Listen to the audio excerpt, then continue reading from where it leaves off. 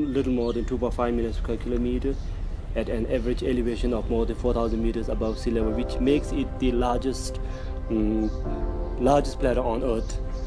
And the distance from east to west is 3,000 kilometers, and from north to south is 1,500 kilometers.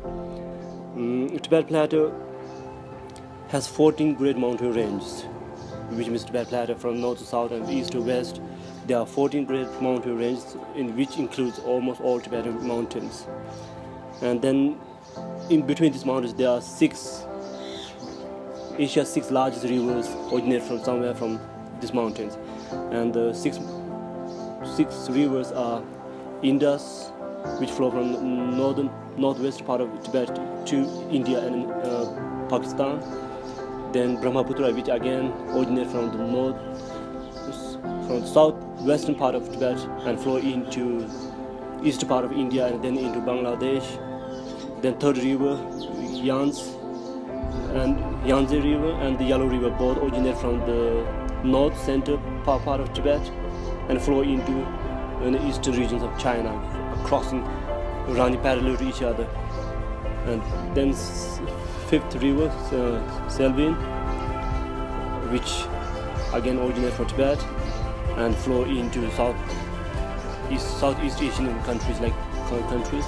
And the last river, Mekong, which again originates from the center north of Tibet and flow into Southeast Asian countries such as Laos, Cambodia, Vietnam, Thailand, and Burma.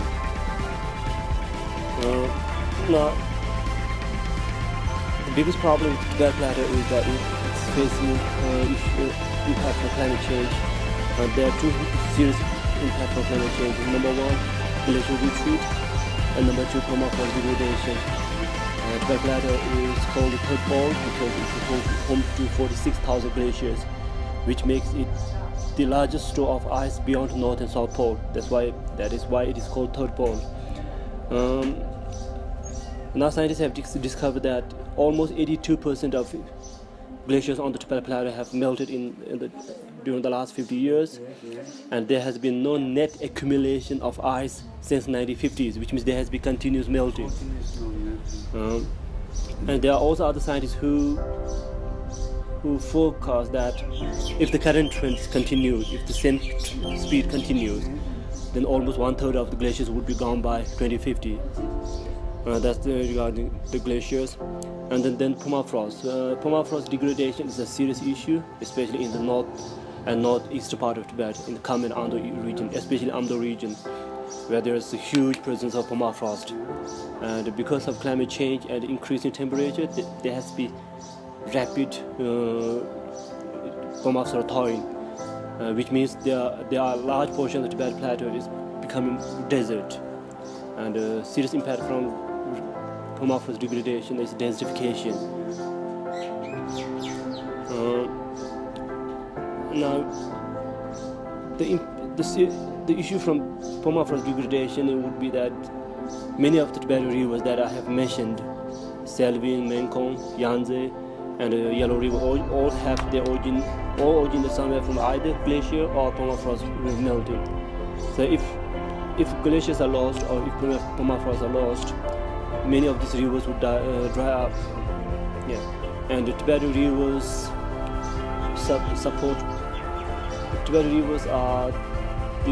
support almost 2/3 of Asian population, which means it flows from highly densely populated country from Pakistan to India, Thailand, Laos, Cambodia, Vietnam, and China. Then regarding nomad, and the Tibetan nomads are also facing serious difficulty. Number one, because of climate change, and number two, because of forced resettlement by the Chinese government. And the issue of climate change is the desertification. When the grassland becomes desert, nomads cannot survive. But number two is the forced removal of Tibetan nomads. And Tibetan nomads are forced out from their traditional way of life and into settled villages and places where there are no jobs or no other facilities that they can sustain their life.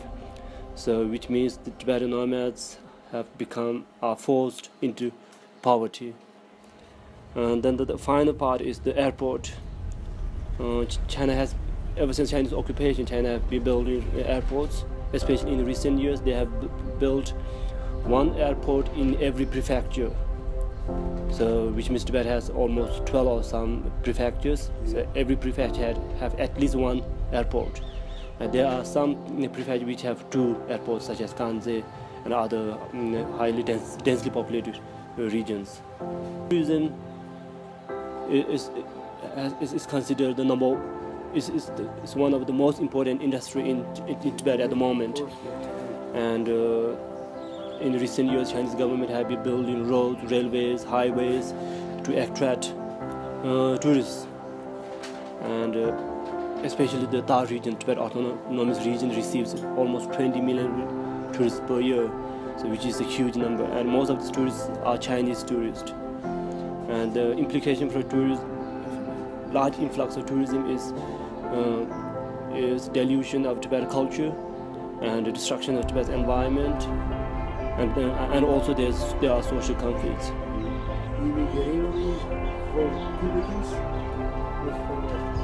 Exactly. now there are arguments saying that the railways were built to bring in Chinese and bring in Chinese and take out Tibetan minerals. So when they come here, they bring a lot of Chinese, and when they go back, they take Tibetan mineral resources. Have you solution for this in English where we can No, we don't have confirmation of how they take it back, but what we can confirm is there are a lot of big mines in Tibet. One such example is Shetome mine in the center of Tibet, and then Yama mine in central Tibet, and Yulu in near Chamdo, and there are many other mines in Qinghai province, and there's one mine in Fujian province called Little Mine in Fujian. So mining is a serious issue because a lot of these mines happen on Tibetan sector mountains, which means it desecrates the mountain and also pollutes rivers.